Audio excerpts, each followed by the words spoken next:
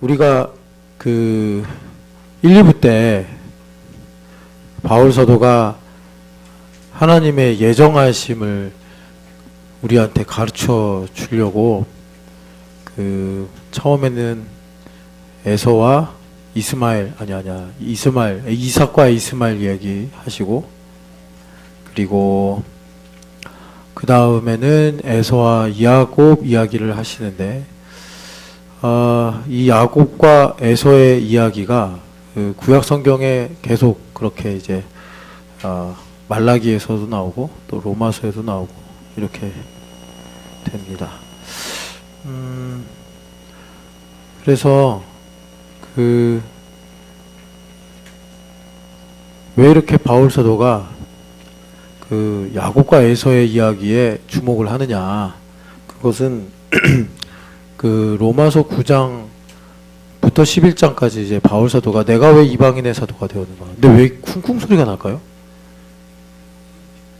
아, 저기서 쿵쿵 하는 거예요? 어이구, 힘도 세네. 저 위층에서 공사를, 근데 우리 교회밖에 없으니까 무슨 소린가 했네. 자, 그래서 왜 그렇게 에서와 야곱 이야기를 집중하는가? 말라기서까지 인용을 해서, 그거는 바울 사도가 이방인의 사도가 되었는데 그걸 역설하기 위해서죠.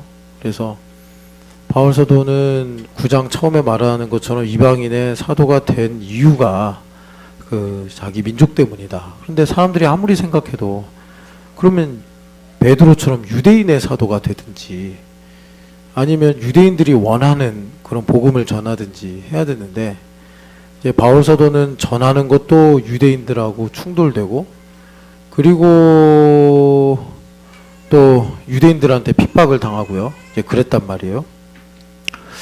그런데 이제 그 에서와 야곱 이야기는 이스마엘과 이삭의 이야기하고 비슷한 듯 하면서 또 좀 더 복잡한 구조를 가지고 있습니다. 그래서 그 말라기서에 에서와 야곱을 가지고 예언 선지자가 이제 말씀하시는데 하나님의 응답을 대언하는 거죠. 그럴 때 그 이삭과 이스마엘과 또 에서와 야곱은 좀 비슷한 구조잖아요. 장자와 차남의 이야기이면서 또 같은 형제인데 다른 길을 가는데, 그래서 그 이스마엘하고 이삭하고 에서하고 야곱하고 차이가 뭐냐? 그거를 어떤 주석가는 이제 하나님의 예정하심이 있는데, 그 예정하심이 심지어 그 에미션 오브 시멘, 여러분들 이해하시면 좋겠는데, 그러니까 그 하나의 씨로부터도 나눠진다. 그렇게 우리 삶에 촘촘하게. 그러니까 여러분 그 이스마엘과 이삭은 엄마가 다르지만 그 에서와 야곱은 부모가 같잖아요. 같은데 그런데도 그 사이에 이런 하나님의 예정하심, 하나님의 계획과 뜻이 있다. 그러니 우리의 삶에 여기서도 우리가 같은 시간에 예배를 하지만 또 여러분들이 매일을 살아가면서도 얼마나 하나님의 예정하심이 섬세하게 우리 가운데 있는가, 이걸 이제 우리가 보게 되는데, 결론을 먼저 말씀을 드리면 그 여기 19절에서 21절에 주님께서 그런 일들을 우리에게 깨닫고 알게 하시려고 사랑하라라고 명령하셨다라는 것입니다. 그러면 바울 사도가 왜 그렇게 에서와 야곱의 이야기에 집중하냐면, 이제 그 야곱의 후예라고 할 수 있는 유대인들이 실패한 거잖아요. 하나님을 십자가에 이제 못 박은 거잖아요. 예수님을 죽인 건데, 이 문제를 그러면 어떻게 해결할 거냐?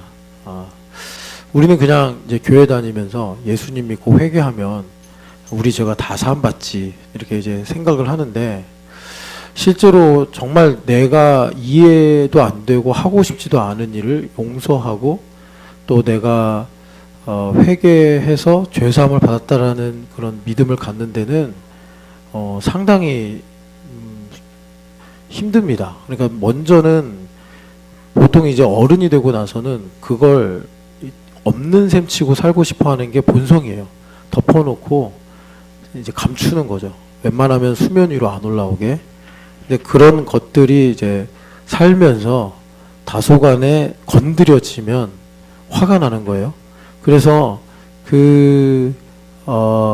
이제 부부지간이라든가 가족 사이에서 계속 이제 같은 시간, 같은 공간에 있잖아요. 그러면 상대방은 모른단 말이에요. 저 사람 안에 뭐가 이렇게 감춰져 있는가, 뭐가 그렇게 속에 있는가 몰라요. 모르는데 모르니까 자유롭게 말하고 행동하다가 우연히 건드는 거죠. 그러면 이제 그걸 감추고 있으니까 실은 자신이 어떤 상태이고 그리고 나를 향한 하나님의 계획과 뜻이 무엇인지도 모르는 이제 상황이잖아요. 성경은 그걸 어린아이다 이렇게 말을 하는데, 그럼 그 건든 사람한테 만든 건 본인 자신이고 가지고 있는 것도 당사자이면서 그걸 건든 사람한테 온갖 이제 북받치는 서름부터 해서 분노, 또 그 안에 이제 여러분 마음이라는 게 약간 그 구정물하고 같아가지고 침전되어 있는 쓰레기 같은 게 많습니다. 그걸 다 그냥 배설하듯이 해붙이는 거예요. 그러면 이제 결론적으로 말하면 그거예요. 자기가 그걸 가지고 있으면서 너 때문에 내가 불행해, 너 때문에 내가 괴로워, 이제 이런 식으로 정죄를 하는 거죠. 그래서 부부지간도 그것 때문에 상당한 이제 문제가 생기고, 더 안 좋은 거는 내가 그걸 해결하고 있지 않으면 필연적으로 자식한테 그게 이제 다 쏟아지죠. 걔네들은 피할 수가 없는 거예요. 부모를 그렇다고 없앨 수도 없고, 부모로부터 벗어날 수도 없는데, 내가 우산 없이 길 한복판에 있는데 피할 처마도 없고 나무 그늘도 없는데 비가 내리면 다 몽땅 맞아야 되듯이, 얘는 그냥 태어났을 뿐인데 부모가 그런 일들을 차치하고 미뤄놓고 스스로 속이고 이러고 살면서 이제 애들은 어쩔 수 없는 거예요. 그 사람이 주는 밥을 먹어야 되고 그 사람이 하라는 대로 해야 되고 하다 보니까 그걸 온통 다 맞는 거예요. 일종의 이제 물려주는 거죠. 물려주는 거예요. 그런데 참 이게 여러분들 이제 현상적으로 보면 이런 말 있잖아요. 욕하면서 배운다고.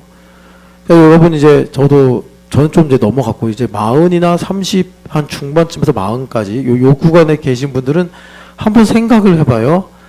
그러니까 미워하는데 닮아요. 이게 조금 복잡한 시기예요. 네. 내가 미워하면 안 닮아야 될 거 아니에요? 미워하면 다르게 살아야 될 거 아니에요? 그런데 미워하는데 한번 이제 30년 정도 되면 강산도 3번 바뀌고 웬만한 핑계로는 이제 변명할 여지가 없어요. 30년 정도면 증명이 되니까. 똑같네? 내가 진짜 정말 너 솔직히 말해봐. 그러면 나는 그러기 싫고 나는 그렇게 안 살고 싶은데 똑같이 하고 있네. 아버지가 어머니를 괴롭혔는데 내가 아내를 괴롭히네. 아버지가 나한테 막 폭력을 행했는데 내가 그러고 있네. 정말 본인으로는 햄릿처럼 사느냐 죽느냐 이제 그런 상황에 이제 있는 거예요. 참 그래서 여러분 그 감추고 사는 게 참 어렵습니다. 이게 결코 좋은 게 아니에요. 여하튼 그래서 이제 야곱과 에서 이야기를 보면 하나님께서 이 야곱과 에서의 관계를 두고서 에서 너는 이제 네 힘으로 살 수밖에 없는데, 에서가 여러분 장자로 태어났음에도 불구하고 장자권도 모르고 축복권도 모르고 그냥 자기 눈에 보이는 대로 사는데, 이거는 비욘드 디스크리션의 문제지만 에서는 꼭 선택하고 행동하는 것이, 그러니까 하나님 중심보다 이 셈족인데도 자기 중심으로 행하는 거예요. 근데 야곱은 그러면 훌륭했냐? 그건 아니고 그 야곱이 라헬을 엄청 좋아했다고 그러잖아요. 라헬을 엄청 좋아했는데 거기에 보면은 레아를 왜 안 좋아하고 야곱이 라헬을 좋아했느냐? 사람들은 그 본문이 이제 셈족의 그 표현을 가지고 그대로 직역을 했기 때문에 거기서 또 직역을 해요. 그래서 레아가 좀 시력이 안 좋았다. 뭐 이런 얘기를 하는데 그게 무슨 뜻이냐면 레아는 보기에 라헬에 비해서 안 예뻤다 이 얘기예요. 그리고 라헬은 딱 뭐 스치기만 해도 되게 미인인데 뭐 이런 느낌이 들 만큼 외모가 좋았나 봐요. 훌륭했나 봐요. 그래서 라헬을 엄청 사랑했는데 여러분 하나님의 섭리, 경륜을 보면 족보를 봐도 그렇고 레아를 통해서 왔어요. 그리고 라헬은 재미있는 게 애들 이름을 지을 때 그냥 자기가 하고 싶은 대로 지어요. 근데 레아를 보면은 레아가 이제 처음에 네 아들 낳잖아요. 근데 이 네 아들 이름에 다 하나님의 신앙 고백이 있어요. 이게 완전히 달라요. 그러니까 이 야곱도 에서랑 뭐 그렇게 크게 뭐 신앙심이 훌륭했거나 그러지 않아요. 그런데 정말 여기서 여러분들이 이제 삶의 팁으로 가져가야 될 게 그럼 야곱은 어떻게 해서 믿음의 조상이 되었는가? 그 에서는 못 그랬는데 야곱이 훌륭한 것도 아니고 야곱도 보니까 그냥 외모만 보고 여자 쫓아다니고 그랬는데 말이에요. 그런데 일단은 만약에 형이 죽이려고 안 했으면 야곱은 그냥 살았겠죠. 가나안 땅에. 그러면 야곱도 가나안 여인 중에 왜냐하면 셈족은 자기 가족밖에 없으니까 예쁜 여자 만나서 결혼했을 거예요. 라헬 때문에 7년을 하루같이 여게 되잖아요. 뭐 라헬 입장에선 되게 감동이 될지 모르지만 한심한 거죠. 아니 7년이 이게 보통 시간이냐고. 아무리 예뻐도 그렇지. 그러니까 여하튼 그렇단 말이에요. 그래서 여기 허위주 집사님 너무 피곤하구나. 성원이가 어떤 여자애를 만났는데 너무 좋대. 그래가지고 돈도 갖다 다 퍼다 주고 엄마 말도 안 듣고 그냥 뭐 그러면 속이 편해요? 한심하잖아요. 그러니까 본인도 여자시니까 별 차이 없는데 마음을 봐야 되는데 이제 야곱도 그랬다 이거예요. 그런데 여러분 여기서 중요한 거 그런데 야곱이 어쨌든 그 레아랑 믿음이 그래도 있는 여자랑 결혼해서 이렇게 이제 하나님께 믿음의 족장이 되는데 쓰임 받았단 말이에요. 그거는 자 첫 번째 불행인데 형이 동생을 죽이려고 했단 말이에요. 나중에 화해했지만 자기가 이제 속이는 바람에. 두 번째는 에서는 진짜 그 미녀와 야수에 나오는 무슨 통이지? 가스통?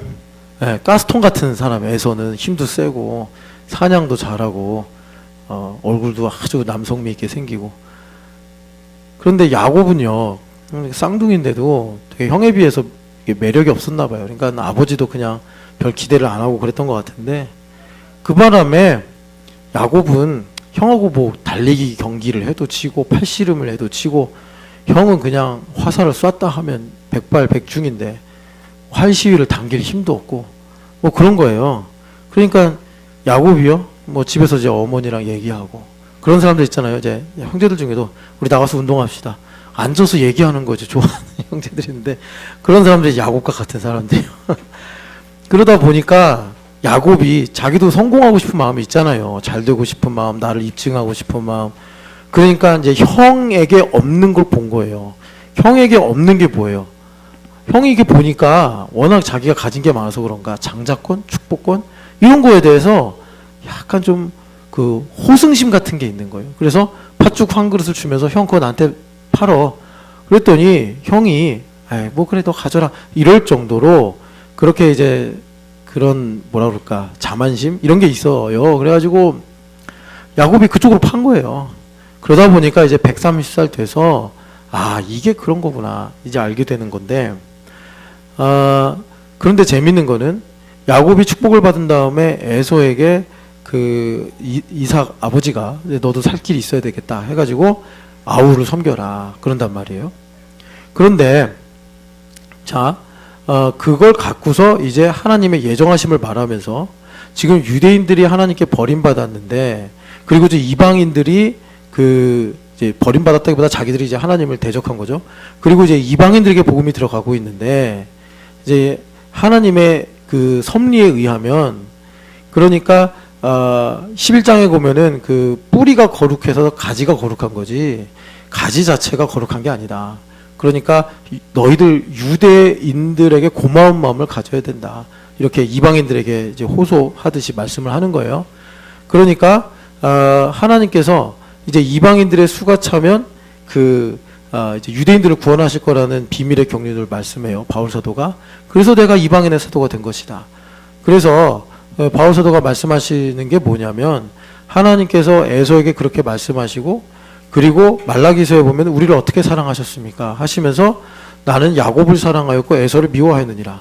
근데 그 미워하다는 게 이 셈족의 표현에 의하면 우리가 흔히 말하는 것처럼 나는 너를 좋아하고 나는 걔를 싫어해. 이게 아니라 그러니까 제사장을 가까이 하시고 그 제사장을 거룩하게 하심으로 나머지 이스라엘 12지파를 온전하게 하시는 것처럼 그걸로 보면은 나는 제사장을 사랑하고 남은 12지파를 미워하였다. 이렇게도 표현할 수 있는 거예요. 셈족의 표현에 의하면.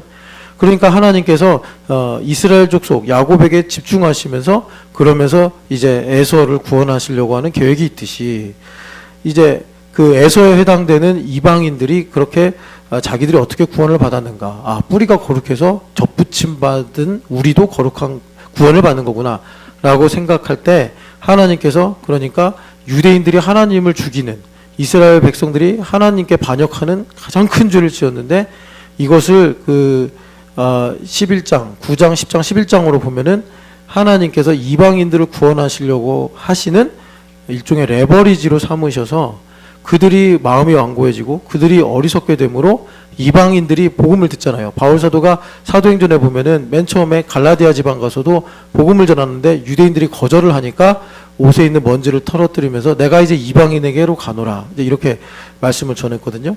그래서 이런 걸로 이제 하나님께서 내 동족을 이스라엘 백성들을 구원하시는 적법한 근거로 삼으시는구나. 이제 이거를 바울 사도가 깨닫고 그 예정에 관한 말씀으로 에서와 야곱의 이야기를 하신다. 이렇게 1, 2부 때 말씀을 드렸는데 먼저는 오늘 강성무 집사님 그거 전체 영상으로 해서 한번 보여주세요. 잠깐만요. 근데 저게 뭐냐면 여러분 보셨는지 모르겠는데 좀 옛날 거예요. 블레이드 러너라는 맞나? 하여튼 그 영화인데 마지막 장면이에요. 근데 제가 좀 배경 설명을 해드리면 이제 디스토피아에 관한 얘기인데 그러니까 인간이 이제 힘들고 어려운 일들을 복제 인간을 통해서 하는 시대가 왔어요. 그런데 이 복제 인간들은 인간하고 똑같아요. 그런데 뭐가 다르냐면 기억이나 정체성이 주입됐다는 거랑 그리고 유통기한이 정해져 있다는 거예요. 그래서 4년짜리, 10년짜리 이렇게 유통기한이 정해져서 이들이 딱 그 기간이 되면 죽는 거예요. 그런데 이 복제 인간들이 계속 인간 사회 속에서 살면서 이 기억이 주입됐으니까 자기가 인간인 줄 알고 살다가 내가 복제 인간이구나 이런 걸 깨닫고 인간성을 이제 학습하기 시작하는 거예요. 그러면서 이제 그 락이 걸려 있는 유통기한을 깨려고 하는 거예요. 그래서 그 복제 인간을 만드는 회사에 일종의 반란을 일으킨 이 복제 인간들이 들어가서 자기들 안에 그렇게 이제 계획되어져 있는 이걸 깨려고 하는데 지금 저기 보면 해리슨 포드 할아버지인데 젊은 때인데요. 저 해리슨 포드가 그런 그 반란을 일으킨 복제 인간들을 사냥하는 헌터예요. 그래서 그런 사람들 수배가 되면 잡아서 뭐 사살하거나 이렇게 이제 뭐 체포하는 그런 형사예요, 형사. 헌터인데 근데 여기는 좀 열린 결말로 가는데 저 해리슨 포드도 알고 보니까 복제 인간 아니었어? 이런 이제 퀘스천 마크가 딱 걸려요. 그래서 아마 몇 년 전에 저 영화 이후에 그 스토리를 다시 이제 시나리오를 써서 만든 영화가 개봉이 됐어요.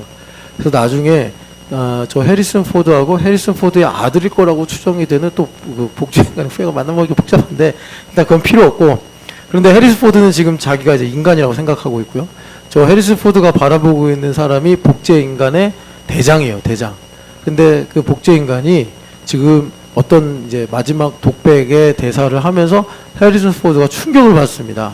충격을 받는 이유가 저 해리슨 포드가 아주 냉혈인으로 이렇게 지내다가 조금씩 이제 그 양심의 가책을 느껴요. 양심의 가책을 느끼기 시작하면서 일종의 인간성이 생기는 거죠. 인간성이 생기는데 마지막 이제 방점을 지금 저 앞에 있는 그 복제인간의 대장이 너희들은 모르는 걸 난 알고 있어 하면서 이런 얘기를 하는데 충격을 받아요. 그러면서 저 사람이 각성을 해가지고 일종의 이제 참된 인간성을 갖는다라는 열린 결말로 끝나는데 한번 보세요. 저게 되게 그 유명한 명장면이라고 이제 사람들한테 회자되는 건데 한번 보여주세요.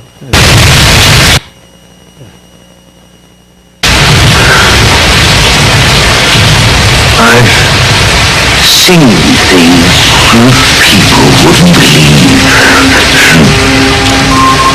Attack ships on fire off the shoulder of Orion. I watched sea beams glitter in the dark near the Tannhauser Gate.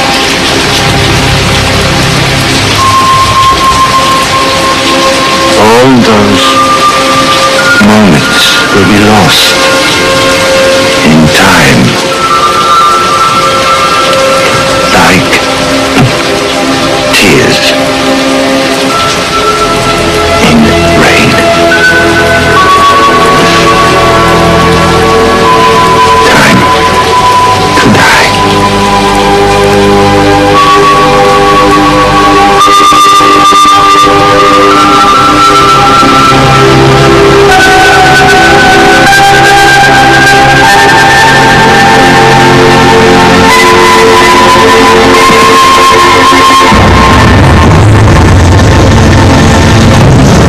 자, 여기까지인데요.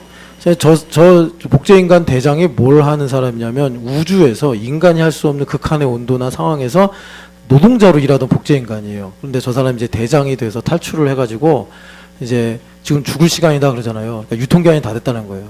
그런데 헬스 포드가 저 사람의 부하이자 친구를 체포했어요. 그래서 복수를 해야 되는데 저 사람이 갑자기 복수를 멈춰요. 그러면서 전도서에 있는 비슷한 말씀을 하는 거예요.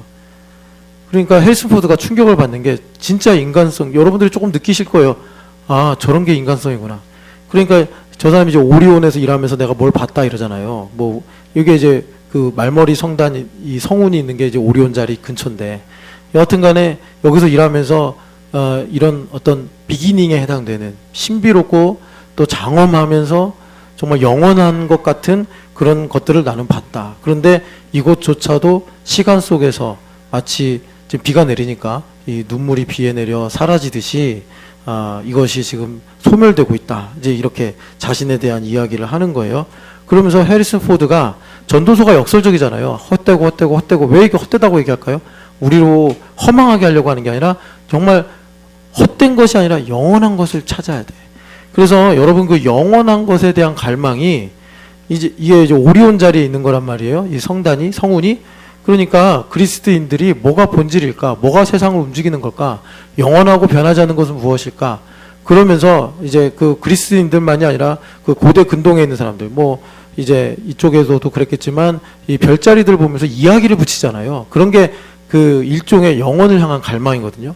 그런데 현대인들은 그걸 다 망실을 해버렸단 말이에요. 그래서 아까 본 그 블레이드 러너 같은 경우에도 디스토피아가 뭐냐? 그냥 먹고 마시고 예수님께서 재림이 언제 됩니까? 그러니까 마지막 날이 언제입니까? 그랬더니 인간이 먹고 마시고 장가가고 시집가는 그때다. 영원한 것이 없는 거예요. 이제 그런 우리에게 디스토피아를 살아가는 우리에게 뭐 주식이 얼마나 오르냐 이것만 생각하고 있고 어떻게 하면 우리 애를 좋은 성적으로만 키울 수 있을까 이런 거에 함몰되고 있고 이런 꿈을 잃어버린 영혼을 향한 동경을 잃어버린 현대인들의 디스토피아에 우리가 인간이 아니고 복제인간이라고 부리고 살아가는 저 기계 같은 사람들이 이제 그 주입된 기억력과 지성을 갖고 살면서 영혼을 깨닫는 이 어떤 반대되는 상황을 통해서 이제 충격을 주는 거죠. 그런 장면이에요. 그래서 많은 사람들이 누가 진짜 인간이냐 마지막 질문하는 거죠. 헬스포드가 진짜 인간이냐 아니면은 저 유통기한이 다 돼서 로봇처럼 죽어가는 저 복제인간이 진짜 인간이냐 이게 이제 충격을 주는 거예요. 그래서 여러분 우리가 조금 재미없지만 좀 진지한 생각을 한번 해보면 좋은데 요거 전체 화면으로 제가 미러링 할 테니까 보여주세요. 이게 되게 유명한 책이에요. 신데렐라 위드 암네시아라는 책인데 암네시아가 기억상실증이잖아요. 예전에도 한번 제가 보여드린 게 있는데 이게 신데렐라예요. 신데렐라. 근데 신데렐라가 지금 뭘 들고 있냐면 유리구두를 들고 있는데 이게 자기 거잖아요. 왕자님 만나야 되는데 기억상실증에 걸린 거예요. 그래가지고 누구 거지? 이게 자기 건데. 그러니까 오늘날 우리 교회가 이 책이 지금 제가 말씀드리는 그 부분을 가리키는 건 아니지만 영혼을 향한 동경을 잃어버렸다 이 말이죠. 현실의 문제에 함몰돼가지고. 그래서 우리가 하나님의 예정하심, 여러분 그 예정하심이라는 게 그 헬라어로 보면은 요런 단어인데 제가 참 그 성경 보면서 신기한 거예요. 어떻게 이런 생각을 했지? 그러니까 예정이 이런 거거든요. 헬라어로 보면은. 그래서 이게 이제 before라는 뜻이에요. 그리고 이게 put 이 뜻이거든요. 그러니까 앞에 놓다라는 거예요. 앞에 놓다. 그런데 요거를 가지고 이게 헬라어예요. 그런데 그 톨레미 왕조 때 그 황제가 왕이 성경을 갖고 싶은 거예요. 근데 히브리어로 쓰였으니까 가져도 읽지를 못하네. 그래가지고 이 톨레미가 그 70명의 제사장들을 강제로 안 오면 죽으니까 알렉산드리아 도서관에 가둬놓고 성경을 헬라어로 번역해 해가지고 72역이라는 LXX 헬라어 구약 성경이 번역이 됩니다. 이거는 유대인으로서는 도저히 상상할 수 없는 일인데 왜냐하면 거룩한 히브리어로만 번역을 해야 되는데 이거를 이렇게 해버린 거예요. 이방인들도 읽게 되는 거잖아요. 그런데 하나님께서 이것도 참 하나님의 놀라운 섭리요 경륜인데 이 알렉산더 대왕에 의해서 이제 페르시아, 바벨론, 뭐 인도 근처까지 완전히 제패를 해버리잖아요. 그리고 나서 그 막강한 권력을 갖고 이 LXX 성경을 만드는 거예요. 하나님께서. 참 신기하죠. 이스라엘 백성 유대인들이 아무리 죽었다 깨어나도 이방인 성교, 이방인이 성경을 읽어야 한다. 뭐 중세 1500년에도 라틴어 성경 하나 갖고 이제 번역하면은 죽인다. 막 이랬으니 얼마나 인간이 정말 갇혀 있는 거예요. 얼마나 갇혀 있고 우리도 그렇다니까요. 우리가 뭐 지금 시대에 산다고 해서 생각이 자유롭고 생각이 유연한 게 절대 아니에요. 우리도 되게 갇혀 있어요. 그러니까 하나님께서 어떻게 하실 수밖에 없죠? 알렉산더라는 사람을 들어 세워가지고 일단은 전 세계를 통일해버리고 그리고 알렉산더가 요절을 해버려요. 그러니까 네 나라로 나눠지죠. 그 중에 이집트 쪽에 중점을 두고 있는 이 톨레미가 이제 도서관을 세우고 싶은 마음이 들어요. 평화롭고 돈이 많으니까. 그런데 세상에서 제일 좋은 책이 뭐냐 해가지고 보는데 이거 유대인들이 가지고 있는 구약 성경이라는 게 있는데 이게 수백 년 전부터 이게 유지됐던 보존된 책이다. 갖고 싶은 거예요. 그래서 이제 LXX 성경을 만들었는데 이 LXX 성경을 만들면서 여러분 그 진설병이라는 거 있죠? 진설병. 그 성전에 가면은 여호와 앞에 있다 해서 진설했다. 진설병. 떡이에요. 그래서 다윗이 도망갈 때 그 제사장에게 이 진설병을 이게 받아서 먹었잖아요. 이거는 거룩한 떡이기 때문에 제사장이 아니면 못 먹어요. 먹으면 안 되는 건데 이 진설병을 이건 유대인 이스라엘에게만 있는 고유한 뭐라 그럴까 개념이요. 이거는 사실 헬라인에게는 없는 개념이잖아요. 근데 이거를 프로세시스로 번역을 해버렸어요. 진설병을 프로세시스, 이게 아까 여러분들에게 말씀드린 것처럼 예정이라는 지금 뜻으로 단어로 사용되고 있는데, 그러니까 이 제사장들이 그냥 번역을 한 게 아니라 그 상당히 그리스인들의 생각에 대한 이해가 있었던 것 같아요.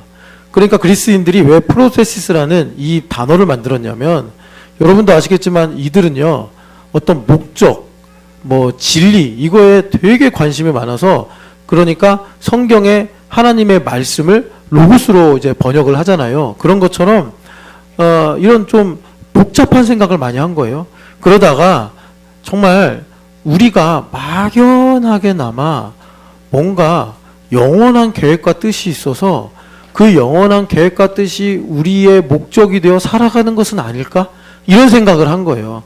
그래서 프로테시스 해가지고 그들은 이게 이제 하나님의 계획이나 섭리를 모르니까 우리가 있기도 전에 미리 짜여진 어떤 목적과 계획이 있을 거고, 그렇기 때문에 인간이 살면서 뭔가 영혼을 추구하고 변하지 않는 것이 본질이라고 말하고, 그러면서 본질을 또 구하고, 이런 생각을 하는 거 아닐까? 여러분 좀 복잡하지만 이게 성경에 있는 내용이니까 좀 우리가 알고 들어야 된단 말이에요. 그래서 프로테시스를 만들었는데, 이 프로테시스가 구약 이제 유대인들에게 볼 땐 그리고 나중에 이제 기독교인들이 헬라 철학을 받아들이면서 성경에 있는 그 예정의 개념하고 딱 맞는구나. 그래서 이제 그 성경에 들어와 버렸단 말이에요. 그런데 LXX 성경을 번역하면서 진설병, 제사장이 거룩하기 위해 먹는 진설병. 그러니까 하나님 앞에 있는 떡이라는 건데 이게 그리스인의 관점으로 보면 하나님께서 우리를 위하여 사랑으로 예정하신 바, 하나님께서 계획하시고 또 하나님께서 목적으로 두신 것을, 그러니까 우리가 예수님의 살과 피를 먹고 마시면서 거룩하게 될 때, 하나님을 가까이 하게 될 때, 아까 전에 그 영화에서 본 그가 오리온에서 뭘 했는지는 모르겠는데 그런 일들을 하면서 이 별들 간의 아름답고 신비로운 장면을 보면서 너희들은 본 적이 없을 거야 하면서 이제 그런 신비로운 얘기를 한단 말이에요. 그런 아름다운 신비에 해당되는 하나님의 예정하심이 바로 예수님의 몸이요 예수님의 피더라. 그래서 베드로 선생님이 말씀하신 아주 유명하고 복된 말씀이 뭐냐면 영생의 떡, 그 진설병을 가리킨 거예요. 영생의 떡이 여기 있는데 그 제대로 알아들은 거예요, 베드로 선생님이. 그런데도 나중에 계집아이 앞에서 배반한 거 보면은 참 우리 인간 연약한 거예요. 제대로 알아들은 거예요. 예수님께 배우고 예수님의 레마를 듣고 살면 우리는 아까 전에 그 영화지만 그 놀랍고 신비롭고 장엄한 광경보다 더 깊이 있고 더 위대하고 더 영원한 하나님의 진정한 영혼이죠. 하나님의 계획과 뜻을 발견하여, 여기서 중요한 건 뭐냐면 우리가 이 땅에서 자유한, 두려움이 없는, 수치가 없는, 정말 여러분 예전에 하나님의 사랑을 이렇게 말씀드렸잖아요. 하나님은 항상 사랑하기로 결정하시는데 그럴 때마다 하나님의 사랑은 뭐냐? 온전한 사랑이라고 이 요한일서에서도 말하는데 한 번도 상처를 안 받으신 것처럼 사랑한다고. 그런데 우리도 이렇게 뭐 오랫동안 알고 보면은 상처 받잖아요. 그런데 우리 하나님은 우리보다 더 전지하시고 전능하시기 때문에 나의 과거의 문제도 아시지만 미래의 문제도 아시는 거예요. 그러니까 하나님은 사랑하시려고 그러면 그 상처 때문에 도저히 사랑할 맛이 안 나실 텐데 그럼에도 불구하고 하나님은 한 번도 상처를 받지 않으신 것처럼 우리를 대하신다고. 이게 놀라운 거. 이게 여러분 여기 있는 이 말머리 성운보다 더 아름답다니까요. 여러분 일단 이걸 봐도 뭐야 이게 이러시면 아까 전에 그 기억상실증에 걸린 신데렐라예요. 교회를 다니는데 지금 세상 일로 근심 걱정하면서, 물론 이거를 여러분들이 육안으로 볼 수 없죠. 이제 망원경으로 보고 이러는 건데, 그래도 우리가 참 좋은 시대에 살아서 예전에 우리 많은 인류는 보지 못한 이런 말머리 성운도 이렇게 우리가 손에 쥐고 볼 수 있는 거예요. 이걸 보면서 하나님의 이 세계는 이렇게 아름답겠구나. 근데 이걸 못 보고 그냥 지금 내 마음에 속상하고 내 마음에 복잡하고 산이 죽니 먹니 더 먹니 덜 먹니 이걸 갖고 지금 내가 함몰되어 있다면 우리는 진짜 뭐 세상 사람들이야. 여러분 제가 저주하는 게 아니라 세상 사람들은 이미 허물과지로 죽었으니까 여러분 이게 없어가지고, 그러니까 이 하나님의 예정하심에 대한 그런 믿음이나 은혜가 없으니까 그들은 영원할 것 같은 것을 찾고 구하고 사는 거 아닙니까? 그러니까 뭐 사람들이 주목하는 요번에 인류 최초로 조만장자가 태어났대잖아요. 그 스페이스X 상장하면서 그 투자를 받아가지고 일론 머스크가 조만장자가 됐대요. 그동안 우리는 백만장자, 억만장자까지는 들어봤는데 최초로 조만장자가 이제 탄생했다 그러더라고요. 그런 걸 영원한 거다 이런 느낌을 갖는다. 영원한 것. 어제 대치동에서 차를 타고 지호랑 오는데 저기가 서초 자이 그랑 모시기? 그러면서 되게 나도 열심히 공부해서 저런 데 살 거야 막 그러더라고요. 근데 그게 영원한 겁니까? 서초 자이 그랑 뭐라던데 아시는 분 계세요? 그랑? 그러면서 지호가 좋아하는 앱이 있어요. 검색하면 바로 실시간 부동산 가격이 뜨는 앱이더라. 내 친구는 여기 살아 이러면서. 여러분 우리 다르지 않잖아요. 우리가 그 애들을 만든 거잖아요.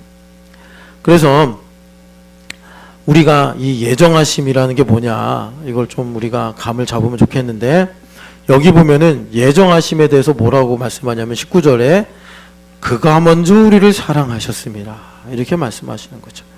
그가 먼저 우리를 사랑하셨습니다. 에베소서를 우리 한번 좀 자세히 한번 봅시다.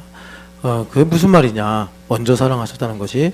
에베소서 1장을 보시면 이제 1, 2부 때도 교회를 왜 다니느냐, 이 신령한 복을 받기 위해서다. 자, 3절부터 5절까지 같이 읽어볼게요. 찬송하리로다. 하나님 곧 우리 주 예수 그리스도의 아버지께서 그리스도 안에서 하늘에 속한 모든 신령한 복을 우리에게 주시되 곧 창세전에 그리스도 안에서 우리를 택하사 우리로 사랑 안에서 그 앞에 거룩하고 흠이 없게 하시려고 그 기쁘신 뜻대로 우리를 예정하사 예수 그리스도로 말미암아 자기의 아들들이 되게 하셨으니. 아멘. 그러니까 우리를 먼저 사랑하셨다는 게 뭐냐면 여기 신령한 복을 에 관한 내용인데 창세 전에 그리스도 안에서 예정하신 거다 이거죠. 그래서 하나님께서 우리를 먼저 사랑하셨다는 건 뭐냐면 창조도 하시기 전에 이 말머리 성운이 있기도 전에 그러니까 여러분 우리 한 존재가 얼마나 보배롭고 귀한 것입니까? 그 전에 하나님께서 하나님만 계실 때예요. 그러니까 성삼위 하나님 안에서 우리를 택하시고 우리를 예정하셨다. 여기 5절 보면 예정하셨다. 이것이 그가 우리를 먼저 사랑하셨습니다. 이 말씀이에요. 그래서 여기 보면요. 여러분 사랑 안에서라는 말이 4절 중간쯤에 있는데 여기 각주 달렸죠. 각주를 따라가면 4절의 사랑 안에서를 빼고 5절의 사랑으로 예정하사로 할 수 있음 이렇게 설명을 붙였어요. 이렇게만 보면 무슨 말이야 이게 그러는데 in the love겠죠. 이 사랑 안에서라는 말이 그러니까 전치사 구인데 이 전치사 구가 지금 우리를 택하사 거룩하고 흠이 없게 하시는 섭리에 걸려 있는 거냐. 그러니까 전보미 집사님을 하나님께서 섭리하시죠. 어디서나 섭리를 하신단 말이에요. 그 섭리의 그 목적, 그 섭리의 의미는 뭐냐면 전보미 집사님을 거룩하고 흠이 없게 하시려고. 그래 거기에 걸리는 사랑 안에서냐 아니면 5절에 그의 기쁘신 뜻대로 우리를 예정하셨다는데 그 예정의 사랑 안에서가 걸리는 것이냐. 요게 이제 사본마다 달라요. 그러니까 어떤 사본에서는 이 in the love라고 할 수 있는 전치사 구가 거룩하고 흠이 없게 하시는 섭리에 걸리기도 하고 어떤 사본으로 보면은 예정하심에 걸리기도 하고 그래서 그 킹제임스 버전에서는 그 거룩하고 흠이 없게 하시려고 해다가 걸어놨고 NASB를 보면은 예정하심에 이 사랑 안에서를 걸어놨어요. 그래서 그런가 NLT 성경은 두 가지를 다 함께 포함합니다. 그래서 저는 그게 제일 좋겠다 생각이 돼요.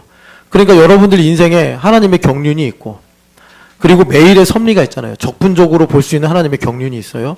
그리고 여러분들 매일 순간순간마다 느헤미야처럼 하나님의 세미한 음성을 들을 수 있는 엘리야처럼 세미한 음성을 들을 수 있는 그런 섭리가 있어요. 그 모든 것이 그러니까 사랑 안에서 이루어진 것이다. 그래서 우리가 나 중심으로 살면 어떤 건 좋고 어떤 건 싫고 어떤 거는 감사가 되고 어떤 건 감사가 안 되고 우리가 이렇게 이제 내 기준으로 나눈단 말이에요. 그런데 예수님을 중심으로 보면 그 모든 것이 사랑 안에서 하나님께서 정하신 바 예정하신 바에 의해서 우리에게 그러니까 하나님께서 베푸시는 은혜더라라는 것입니다. 그래서 여러분 우리 인생에 뭐 경륜 여러분들이 이제 경륜이라고 하면 대한민국에서 태어나고 또 여러분들의 부모님을 만나고 여러분들이 신촌연합교회가 되고 하는 이런 모든 경륜에서 또 내일부터 여러분들이 또 살아가는데 하나님께서 세미한 숨결로 성령 하나님의 바람에 의해 우리에게 음성을 주시고 힘을 주시고 지혜를 주시는 그 모든 것이 하나님의 사랑 안에 있음을 여러분 귀납적으로 믿으려고 하지 마시고 여러분 연역적으로 믿으시기를 축복합니다. 그러니까 우리 온유에게는 예정하심이 뭐겠어요? 그러니까 부모님이 나를 사랑으로 낳으셨다 하면 엄마한테 혼나도 감사한 일이요. 엄마한테 칭찬을 들어도 감사한 일이요. 아빠가 나한테 훈계를 하셔도 감사한 일이요. 또 아빠랑 재미있게 친구와 같이 놀아도 감사한 일이요. 그게 어디서부터 그런 지혜가 임하느냐? 사랑으로 나를 낳으셨구나. 우리 하나님도 마찬가지로 우리가 예수 그리스도를 믿는 믿음으로 살아갈 때 어둠에서 빛으로 흑암의 권세에서 사랑의 아들의 나라로 옮기셨기 때문에 여러분 바울 사도도 정말 씻을 수 없는 죄를 지었잖아요. 교회에 다니는 사람들 잡아가지고 죽이고 핍박하고 그랬잖아요. 그런데 놀랍게도 그것 때문에 그런가 유대인들이 어떻게 구원을 받을 것인가 그걸 비밀의 경륜에서 깨달은 것처럼 마찬가지더라라는 것입니다. 우리 인생의 모든 것이 그리스도 예수의 사랑 안에서, 하나님의 사랑 안에서 이루어짐을 여러분 믿으시는 지혜가 임하시기를 축복합니다. 그래서 여러분 여기 다시 4절을 보면은 지금 먼저 사랑하셨습니다. 이것만 지금 집중해서 보는 거예요. 곧 창세전에 그리스도 안에서. 그래서 우리가 이것을 알 수 있는 유일한 방법이 뭐냐? 요한복음 1장 1절에서 4절 말씀이에요. 태초에 말씀이 계시니라 이 말씀이 하나님과 함께 계셨으니 이 말씀은 곧 하나님이시라. 그래서 우리가 여기 교회가 돼가지고 예수님의 몸의 지체이자 또 우리는 그 몸을 먹고 있잖아요. 이 바이스버사 관계 속에서 어떻게 되는 거죠? 창세전에 그리스도 예수 안에서 우리를 택하시고 예정하신 하나님의 이 아름다운, 이 말머리 소문보다 아름다운, 아까 전에 그 복제인간이 죽으면서 너희들은 보지 못했을 거야 하면서 내가 왜 인간으로 살고 싶어 하는지 알아? 그걸 마치 유언처럼 남기고 죽는 거예요. 주님께서 그걸 우리에게 깨닫고 알게 하신다는 거예요. 여러분 우리가 정말 힘들고 어려운 건 이제 여러분 우리가 기억상실증에서 벗어나서 세상에 대해서 담대하게 외쳐야 됩니다. 그래야지 청년들한테 복음을 전하고 뱅가드가 여러분 그 아방가르드라는 단어에서 뭐 이렇게 연결된 거라고 제가 나중에 봤는데 우리 교회가 그렇게 전위적인 교회가 될 수 있다고요. 청년들이 뭐로 가슴이 뛰겠어요. 정말 레버리지 ETF가 어떻게 하면 두세 배의 수익을 낼 수 있는 방법을 가르쳐주는 교회? 그럼 가슴이 뛸까요? 신촌여행교회 다니면 그렇게 해서 노후를 준비할 수 있어. 아니잖아요. 여러분 우리가 그 진리를 선포하는 교회 되기를 소망하고 여러분들이 인생의 그 선물을 받으시기를 축복합니다. 그래서 고린도전서 2장을 보면 그래서 우리는요 훨씬 위대한 일을 하고 있는 거예요. 훨씬 복된 일을 하고 있는 겁니다. 자, 고린도전서 2장 10절 말씀 같이 읽어보겠습니다. 9절 말씀 읽어보겠습니다. 기록된 바 하나님이 자기를 사랑하는 자들을 위하여 예비하신 모든 것은 눈으로 보지 못하고 귀로 듣지 못하고 사람의 마음으로 생각하지도 못하였다 함과 같으니라. 아멘. 이 말씀 되게 중요한 말씀이에요, 사실. 그런데 이제 뭐 그렇게 안 해도 중요한 말씀인데 제가 강조하려고 그런 거예요. 이 말씀이 뭘 담고 있냐면 6절에 바울사도가 여러분 지금 고린도 교회에게 계속 강조하는 건 뭐냐면 6절에 온전한 자들이 가진 지혜예요. 온전한 자들. 온전하다가 여러분 그 3장 1절로 가면 신령한 자요. 히브리서로 가면 장성한 자라고 했죠. 그래서 이 신령한 사람들, 장성한 사람은 뭐예요? 단단한 음식도 씹어서 삼킬 수 있는 우리 교회 그 개혁주의 신학은 이런 거다. 개혁 신학은 이런 거다. 벌레 먹은 사과도 삼킬 수 있는. 그래서 그런 영적 소화력을 가지고 있는 사람들, 여기 보면 온전한 사람들, 그러니까 어린아이 같은 사고를 가지지 않고 영적 배경을 볼 수 있는 사람들, 그 세미한 성령 하나님의 음성을 들을 수 있는 사람들, 그런 사람들이 가지고 있는 지혜가 뭐라고요? 9절이라고요. 그런데 이 9절이 기록된 바 이렇게 나오죠. 그러니까 분명히 어느 구절에서 인용을 하신 말씀일 텐데 구약성경에서. 그런데 구약성경에 이 말씀이 없어요. 없어서 여러분들 여기 이제 이 관주성경을 가지고 계시면 토막토막마다가 난해줄을 달아가지고 이건 여기서 저건 여기서 이렇게 하는데 성경에 이런 인용법이 많아요. 이거를 신학자들이 뭐라고 그러냐면 인용한다. 여러분 논문 쓸 때 인용하면 인용부호 따라야 되고 그 위에 출처를 분명히 적어야지 불법이 아니잖아요. 그런데 이거는 인용이 아니라 인유예요. 그러니까 구약성경을 다 통달한 바울사도가 그 종합된 생각을 가지고 그걸 바탕으로 새롭게 일종의 창조적으로 쓴 거예요. 그래서 요한계시록이 구약성경에 대한 이해가 없으면 조금 어려운 게 구약성경에서 많은 이미지와 계시와 약속을 2인 유에서 끌어오기 때문에 우리가 구약성경에 대한 이제 바탕이 없으면 계시록의 말씀을 그냥 내가 원하는 대로 끌어다가 그냥 이해를 하니까 사람들이 오해하거나 잘 못 알아듣는 거예요. 이 말씀도 마찬가지입니다. 그래서 일단은 하나하나 좀 여러분들하고 나누면 신령한 사람들의 지혜를 가져야 된다. 제가 이 말씀을 드리려고 하는 겁니다. 신령한 사람들의 이 가지는 지혜는 그 히브리서 6장을 보면은 완전한 대로 나아가라. 너희가 더 이상 그리스도의 도의 초보에 머무르지 말고 완전한 대로 나아가라. 이제 그 지혜예요. 그럼 그 지혜가 뭐냐? 먼저는 이사야서 64장을 보세요.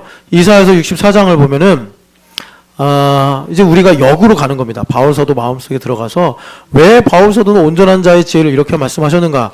64장 1절부터 4절 말씀 같이 읽어보겠습니다. 원하건대 주는 하늘을 가르고 강림하시고 주 앞에서 산들이 진동하기를 불이 섭을 사르며 불이 물을 끓임 같게 하사 주의 원수들이 주의 이름을 알게 하시며 이방 나라들도 주 앞에서 떨게 하옵소서. 주께서 강림하사 우리가 생각하지도 못한 두려운 일을 행하시던 그때에 산들이 주 앞에서 진동하였사오니 주 외에는 자기를 앙망하는 자를 위하여 이런 일을 행한 신을 옛부터 들은 자도 없고 귀로 들은 자도 없고 눈으로 본 자도 없었나이다. 아멘. 여기 보면 성령 하나님께서 이제 불로 나타나시면서 진동케 하신다고 그래요. 성경에 진동했던 데가 몇 번 있어요. 그게 언제냐면 사도행전 4장에 이제 그 대제사장들이 모여가지고 예수님의 이름으로 전도하지 마라. 말하는 걸 금지를 해요. 그랬더니 베드로 선생님이 대표적으로 뭐라고 말씀하시냐면 사람의 말을 듣는 것이 좋겠냐 하나님 말씀을 듣는 게 좋겠냐 해가지고 충격을 받아요. 아니 갈릴리 촌분 줄 알았더니 말을 되게 잘하네. 성령 하나님의 지혜로 말하기 때문이죠. 그리고서 베드로 선생님이 나온 다음에 그 예루살렘 교회 성도들하고 같이 기도를 해요. 그 기도의 제목이 뭐냐면 천지의 주제예요. 그래서 천지의 주제이신 하나님 하면서 기도를 하니까 성령 하나님께서 예루살렘에 강력하게 임하셔가지고 거기 말하면 그 모인 곳이 진동했더라 그래요. 그리고 그 진동한 장면이 또 어디 나오냐면 바울 사도가 2차 전도여행을 갔는데 성령 하나님 계속 막으시는 거예요. 그래가지고 트로이 목마 있는 그 드로아에 가서 잠을 자는데 원래는 북쪽으로 계속 가려고 그랬어요. 소아시아 북쪽으로. 그런데 성령 하나님께서 꿈을 보여주셨는데 마게도냐로 가라는 거예요.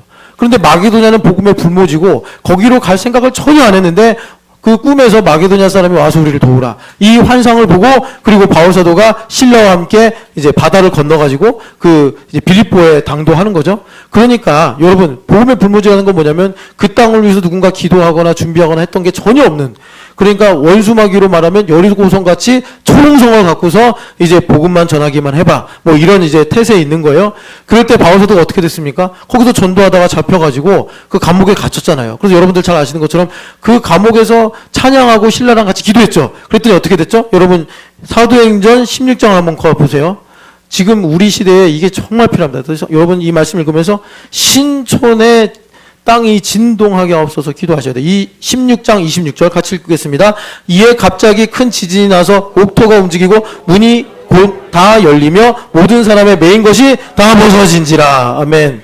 하나님께서 우리의 마음터를 진동시키시면 나를 그동안 옥죄고 있던 모든 착고와 메인 것과 멍에 정말 여러분 우리가 영적인 분별력을 가져야 되는데 내 입에서 저주가 끊어지지 않고 내 삶에서 가난이 떠나지 않고 내 삶에서 불행이 떠나지 않고 슬픔이 떠나지 않고 그런 모든 메인 것이 어떻게 할 때요? 성령 하나님 강림하시면 진동이 일어나서 여러분 우리나라는 아직 지진을 많이 경험하지 않았지만 되게 무섭다고 하더라고요. 지진이 일어나면 그 위에 세운 모든 것이 다 허물어지는 거 아닙니까? 그렇게 하나님께서 충격적으로 하나님의 나라를 확증하시는데 그렇게 되면 어떻게 돼요? 내가 모르던 게 보이는 거예요.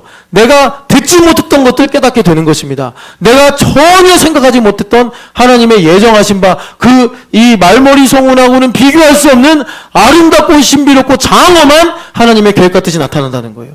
여러분 이런 것이 뭐냐면 우리가 이제 나이가 들어서 알 만큼 안다 하더라도 우리 전일준 집사님이 진동을 해요 갑자기. 그러면 어떻게 되냐면 강성모 집사님 센스가 좋네. 저렇게 되는 거예요.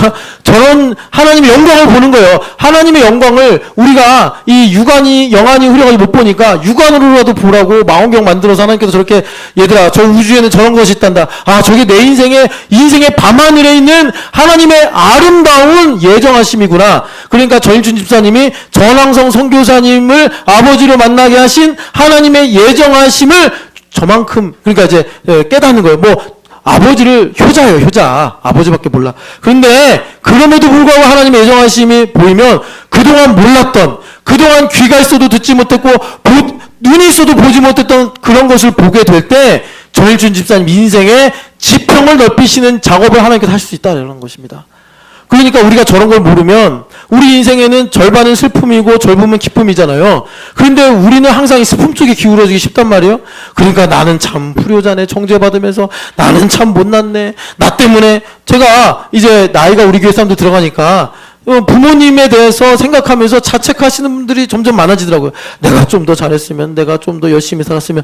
그런데 그게 나로 어떻게 보면 되게 양심적이게 만들 수 있을지 모르지만 나를 하나님께서 내 안에 계신데 일 못하시게 가로막는단 말이에요. 저 영광을 봐야 된다고. 저게 뭐라고요? 예정하심이라고요. 저 예정하심을 언제 볼 수 있느냐? 뭐 우리가 눈을 크게 뜬다고 보느냐? 기도를 많이 한다고 보느냐? 아니에요. 여러분 분명히 아셔야 됩니다. 언제 보느냐? 서로 사랑할 때 본대요. 서로 사랑할 때 본대요.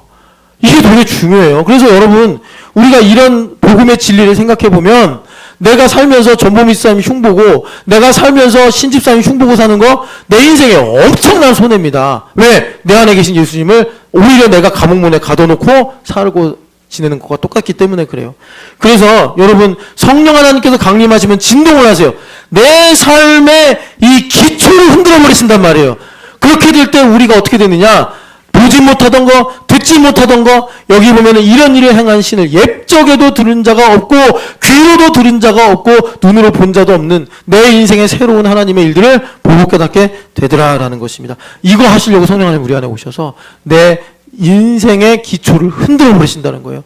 그럴 때 여러분, 옥문이 열리고, 우리를 꽁꽁 묶었던 모든 매임이 풀리는 줄을 믿으시고 여러분 하나님을 찬양하시기를 축복합니다.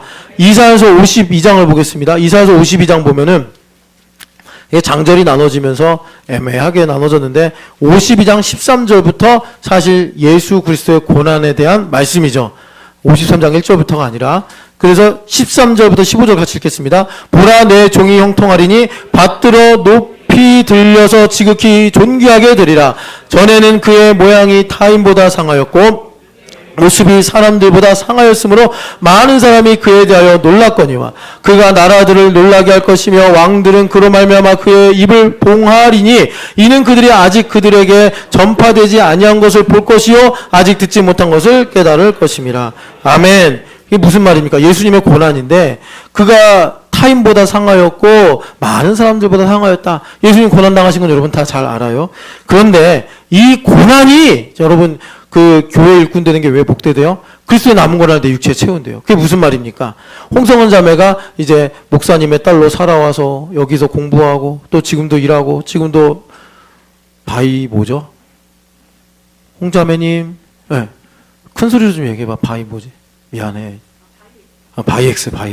네. 회사 지금 이제 다니고 계시는데 진짜 홍성원 자매님은 제가 많이 괴롭히기도 했어요. 괴롭혔는데 약간 좀 형통한 느낌이에요. 왜냐하면 저는 한 10년 전에 끝날 줄 알았어요. 그래서 이제 뭐 이래라 저래라 얘기했는데 하나님께서 또 세기를 여시고 지금 바이엑스까지 갔는데 참 뭐 여러분도 아시겠지만 수술도 많이 받으시고 그리고 제가 약간 좀 이 츤드레 같이 이렇게 말을 하는데 건강하시길 바라죠. 근데 어떻게 하겠어요? 요즘엔 안 넘어지세요. 뭐 좀 괜찮나 싶으면 또 넘어져서 병원 갔다 오고 안 넘어지나 싶으면 또 갑자기 또 이렇게 어디가 아프고 그래서 참 안타깝죠. 그래가지고 제가 맨날 이렇게 괴롭히듯이 말을 하지만 우리 성원자매님이 교회 일꾼이 되어서 그 모든 부모님, 자신, 그 모든 인생의 의미를 그리스도 예수 안에서 발견하는 거예요. 이게 그리스도의 남은 고난이구나. 그렇게 될 때 이것을 통해서 여기 보면은 왕들이 그리고 나라들이 모르던 그러니까 전파되지 아니한 것을 볼 것이요 듣지 못한 것을 깨달을 것입니다. 그러니까 그게 뭐겠습니까? 하나님의 예정하심이라는 거예요. 여러분 그리스도께서 로고스로서 이 땅에 오셔서 우리에게 그것을 살과 피로 보여주셨는데 그 살과 피가 우리에게 강력하게 증거하는 내용이 뭐냐면 고난이란 말이에요. 그래서 내가 교회가 되어서 연결되고 결합이 될 때 우리가 깨닫는 건 뭐냐면 나의 인생의 가난이 나의 인생의 수치가 나의 인생의 아픔과 고통과 눈물이 그리스도께서 속량하셨기 때문에 내 것이 아니라 그리스도의 것이구나라는 일종의 믿음의 유레카를 우리가 경험하게 되면 그것이 나를 어디로 인도하느냐? 하나님의 예정하심이 무엇인가를 깨달아 우리로 하나님의 사랑으로 확신을 갖게 하여 자원하는 담대한 마음을 갖게 된다는 것입니다. 이게 되게 중요해요, 여러분. 여러분 성경에서 계속 두려워 말라 말씀하죠. 그럼 왜 그러겠어요? 우리는 자면서도 두려워하고 밥 먹으면서도 두려워하고 재밌는데 놀러가서도 두려워하고 일하면서도 두려워하고 또 걱정이 생겨도 두려워하고 늙어도 두려워하고 젊어도 두려워하고 그런단 말이에요. 어떤 교수님이 그러더라고요. 젊은이들의 가장 큰 문제는 불안함이라고. 두려워하는 거예요. 그런데 이 두려움을 극복할 수 있는 것은 물론 하나님의 은혜와 능력이 부어질 때지만 우리가 자원하는 마음을 가질 때예요. 성령 하나님 오셔서 우리가 자원하는 마음이 없는데 우리의 삶의 기초를 흔드셔가지고 진동시키사 옥문을 여시고 메인 것을 다 벗겨 주시는 것처럼 내가 교회가 되어 그리스도와 하나가 돼서 살아갈 때 내 안에 잠재된 나도 의식을 할 수 없이 정도로 익숙해진 나의 인생의 아픔과 고통이 그것이 그냥 나에게 침전물이 아니라 그리스도의 것이구나라는 걸 깨닫고 발견하게 되면서 거기서 어떤 통로가 열리냐면 하나님의 예정하심이라는 말머리 성운으로 가는 그 화이트홀이 일종의 열리는 거예요. 우주선이 없어도 하나님께서 날 이렇게 사랑하시는구나. 그리스도의 고난과 나의 고난이 하나가 되면서 그러면서 여러분 어떤 일이 생기느냐, 두려워하지 않는 자원하는 마음이 생기는 거예요. 전하는 마음. 얘들아, 니들이 공부하다가 왜 지루하고 왜 하기 싫고 왜 억울한 마음이 드는지 알아? 두려움 때문이야. 두려움 때문에. 사람들은 그런 말을 해요. 집중력이 약하다, 인내심이 약하다, 공부하는 습관이 안 들어졌다. 이건 다 일리는 있는데 피상적인 얘기고 너희들 마음속에 어린이지만 두려운 마음이 있는 거야. 나는 할 수 없다. 나는 공부를 싫어한다. 일종의 그 영적인 정죄라고. 그러니까 그 말을 듣고서 하나님께 순종을 해야 되는데 두려움에 순종을 하니까 예를 들어서 예성이 수학 문제 10쪽 풀어. 그럼 벌써 하기 싫어. 이게 뭐냐? 두려움 때문에 그러는 거라니까. 두려움 때문에. 예성이 지금 상당히 진지합니다, 여러분. 그런 거예요. 갑이나 엄마가 뭐라고 이렇게 이제 숙제를 내주잖아. 그럼 가끔 눈물이 나지. 응? 눈물이 나. 내가 웃는 게 아니야. 그지? 눈물이 난다고. 눈물이 나. 그런데 그게 왜 눈물이 나냐면 두려움 때문에 그런 거라고. 두려움 때문에. 근데 그 두려움을 우리가 이길 수 있는 것은 하나님의 아름답고 영원하시고 전능하신 그 하나님의 계획 같은 것을 알게 되는 건데 그것을 언제 내가 깨닫느냐? 이것이 예수님의 흔적이구나. 이걸 깨달을 때 우리가 알게 된다고. 자, 그래서 여러분 바울 사도가 바울 사도의 자전적인 성경이라고 그랬잖아요. 빌립보서. 여러분 3장을 보시면 3장의 그 유명한 말씀, 내가 그리스도를 아는 지식이 가장 고상하기 때문이다. 그러면서 그리스도를 아는 지식이 뭐라고 하시느냐. 여기 보면 여러분 그 그리스도를 아는 지식이 뭐냐. 그러니까 10절 하반절에 보면 알고자 하여 그러죠. 이게 원래 명사예요. 지식이라고 번역을 하면 더 좋은데 뭐에 관한 지식이냐. 이게 그리스도를 아는 지식이요. 뭐에 관한 지식이냐면 일단 그리스도를 알고 그러니까 육으로도 알고 영으로도 알고 그리스도에 대해서. 그 다음에 부활의 권능을 알고. 그러니까 부활의 권능은 뭡니까? 죽음을 이긴다는 거 아닙니까? 그래서 죽음의 그 정죄로부터 내가 자유케 되는 거예요. 그리고 마지막 이 가장 정점에 있는 게 뭐냐면 놀랍게도 고난에 참여함을 아는 건데 이게 지금 그리스도를 아는 지식의 가장 정점에 있다는 거예요. 여기 각주가 달려있는데 각주 보면 뭐라 그래요? 교제라고 그러죠. 교제가 뭐겠어요? 내 고난이 내게 아니구나. 그리스도의 것이구나. 그래서 거기서 그리스도와 골로새서 1장의 말씀처럼 그리스도의 고난이 내 육체에 들어오는 거예요. 그렇게 이제 관점이 바뀌는 거예요. 그렇게 되면 어떻게 된다고요? 어떻게 해서든지 죽은 자 가운데서 부활에 이르게 된다. 그래서 내가 이 부활의 능력으로 자원하는 마음을 가져서 예원이가 아니라 예성아 수학 문제를 푸는데 전혀 슬프지 않는 거야. 자원하는 마음이 막 영생하도록 솟아나는 샘물처럼 내 마음에서 솟아난다고. 늘 도전하기를 축복합니다. 임예성이 어제 토요일인데 아무도 없어요. 심지어 중학생들이나 언니들도 다 어디 간지 교회 공부도 안 하고. 임예준 어디 갔었어 어제? 홍대 가서 놀았지? 예성이는 어제 공부했어. 곱셈 막 3자리 4자리 곱셈 하면서 막 옆에 연습장 풀면서 그 낙지를 그 뜨거운 국물에 넣으면 막 꿈틀꿈틀거리잖아요. 그것처럼 온몸을 비틀면서 으아 막 이러면서 그 예성아 하지마 힘들면 네, 엄마가 와서 그래서 이제 막 푸는 거예요. 어제 담비는 뭐 했어? 어제 뭐라고? 아니 교회 없었는데 교회 좀 오후에 온 것 같은데 집에서 좀 쉬었지? 쉬어도 돼. 쉬는 거 좋지 뭐. 수지는 뭐 했어 어제 점심에? 밥 먹었어? 밥을 반나절 김상문 집사님 형제가 그러니까 90kg가 넘는 거예요. 괜찮아. 잘 먹었어. 많이 먹어야지. 근데 우리 예성이는 수학 문제를 풀었단 말이에요. 3자릿수 4자릿수 곱셈을. 근데 예성아 담대하기를 축복합니다. 자원하는 마음을 구해. 알겠어요? 지금도 잘하는 거야. 열심히 그 설교 적는데 자원하는 마음으로 적으면 하나님께서 너의 삶에 개입하셔서 부활의 권능에 이르게 하신다. 여러분 그렇게 우리 인생을 살아가시는 은혜가 있기를 축복합니다. 하나만 더 봅시다. 온전한 자의 지혜가 무엇이냐. 이사야서 65장을 보시면 이사야서 65장 하나님의 세우신 예정하심을 알면 우리가 비밀을 얻는 거예요. 그리고 우리가 생명과 복을 선택하고 살 수 있는 것입니다. 16절, 65장 16절입니다. 이러므로 땅에서 자기를 위하여 복을 구하는 자는 진리의 하나님을 향하여 복을 구할 것이요 땅에서 맹세하는 자는 진리의 하나님으로 맹세하리니 이는 이전 환란이 잊혀졌고 내 눈앞에서 숨겨졌습니다. 아멘. 그러니까 우리가 하나님의 예정하심을 깨달아요. 그걸 지금 여기 이사야서 65장 16절에서는 땅에서 자기를 위하여 복을 비는 자. 이거 뭐겠어요? 하나님 말씀이 이루어져서 하나님 약속의 땅을 내가 상속받게 하여 주시고 그래서 하늘에서 이루어진 뜻대로 이 땅에서 이루어져 하나님의 영광을 바라보며 즐거우며 내 평생의 정령 하나님께서 인자하심과 선하심으로 덮으실 때 나는 하나님의 집에서 거하는 그 복을 구하는 자는 여기 보니까 진리의 하나님을 향하여 이거 예정하심을 할 때 여러분 고린도후서 1장 20절의 말씀처럼 그리스도 예수 안에서 얼마든지 아멘이요 예만 있느니라 신령한 자의 지혜를 가지면 그렇게 된다는 거예요. 그런 하나님을 향하여 복을 구할 것이요. 그러면 어떻게 된다고요? 내가 하나님의 예정하심을 깨달아 여러분들 인생의 아픔과 고통과 소름과 여러 가지 그 고통의 흔적들이 있지 않습니까? 그 환란이 잊혀지고 하나님은 정말 정령선하시구나. 하나님의 영원하신 인자하심이 나를 평생 따르는구나. 내 눈앞에서 숨겨지게 된다. 주님께서 우리에게 이렇게 말씀하시는 것입니다.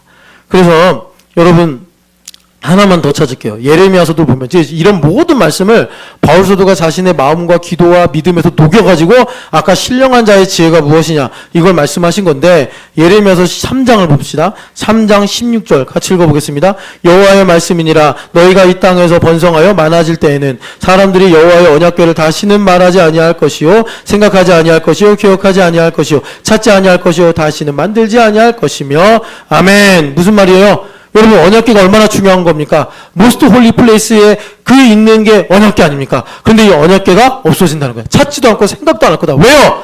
내 마음의 한 자리 여기에 예수 그리스도 언약궤의 진리이신 예수 그리스도께서 계셔서 우리가 늘 하나님과 동행하는 삶을 사는 거예요. 그래서 어떻게 된다는 것입니까? 지금 이 말씀이 고난 가운데 그러니까 바벨론에 갔다가 돌아올 유대인들을 향해서 하나님께서 약속하시는 말씀인데 너희가 이제 돌아와서 하나님의 복을 받고 번성하면서 이게 뭐냐면 교회됨의 복이에요. 교회됨의 복으로 살아갈 때 너희가 다시는 언약궤를 말하지 않을 것이다. 왜? 언약궤가 내 안에 있으니까.